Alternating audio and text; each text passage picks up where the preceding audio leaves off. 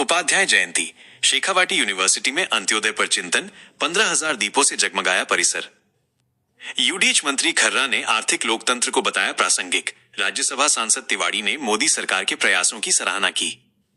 सीकर, पंडित दीनदयाल उपाध्याय की 109वीं जयंती के अवसर पर गुरुवार 25 सितंबर को पंडित दीनदयाल उपाध्याय शेखावाटी विश्वविद्यालय PDDUSU में भव्य और वैचारिक कार्यक्रमों का आयोजन किया गया।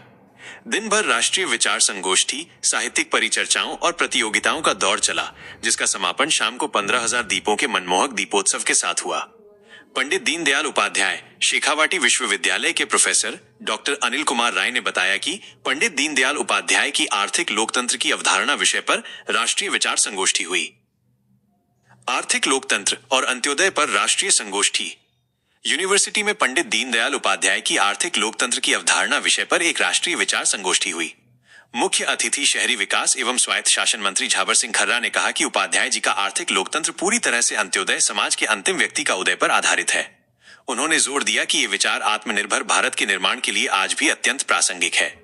मोदी सरकार कर रही है दीनदयाल के सपनों को साकार। तिवाड़ी।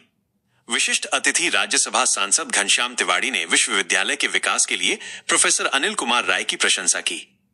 तिवाड़ी ने कहा कि प्रधानमंत्री नरेंद्र मोदी ने उपाध्याय जी के अंत्योदय और एकात्म मानववाद के प्रेरक विचारों को साकार किया है। उन्होंने प्रधानमंत्री आवास योजना, आयुष्मान भारत और जनधन जैसी योजनाओं का उल्लेख करते हुए बताया कि कैसे ये कार्यक्रम अंतिम पंक्ति तक विकास की किरणें पहुंचा रहे हैं। तिवाड़ी ने इसी दौरान हर घर स्वदेशी और घर घर स्वदेशी अभियान को गति देने की अपील की और GST सुधारों के लाभों पर भी प्रकाश डाला। शैक्षणिक और सांस्कृतिक गतिविधियां। प्रोफेसर अनिल कुमार राय ने संगोष्ठी की अध्यक्षता करते हुए कहा कि उपाध्याय जी का चिंतन भारतीय संस्कृति में गहराई से निहित था और उनका दर्शन वर्तमान चुनौतियों का समाधान प्रस्तुत करता है।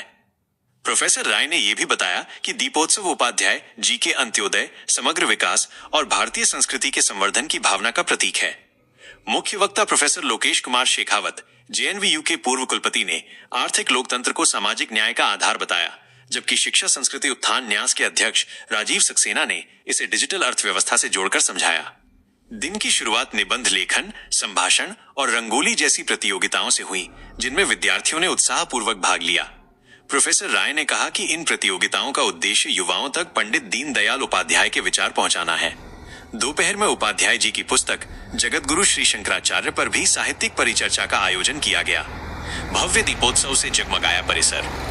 कार्यक्रम का समापन शाम को उपाध्याय जी की प्रतिमा पर पुष्पांजलि और भव्य दीपोत्सव से हुआ। यूडीएच मंत्री खर्रा द्वारा दीप प्रज्वलन के बाद करीब 15,000 दीपों की रोशनी से पूरा विश्वविद्यालय परिसर जगमगा उठा, जो उपाध्याय जी के समग्र विकास और भारतीय संस्कृति के संवर्धन की भावना का प्रतीक बना। इस अवसर पर शिक्षक, कर्मचारी और बड़ी संख्या में छात्र उत्साहपूर्वक शामिल हुए। लगातार ऐसे ही हमारी खबरें देखने के लिए चैनल को सब्सक्राइब करें और फेसबुक पेज पर देख रहे हैं तो पेज को फॉलो करें। फिर मिलेंगे एक और नई खबर के साथ। तब तक के लिए नमस्कार।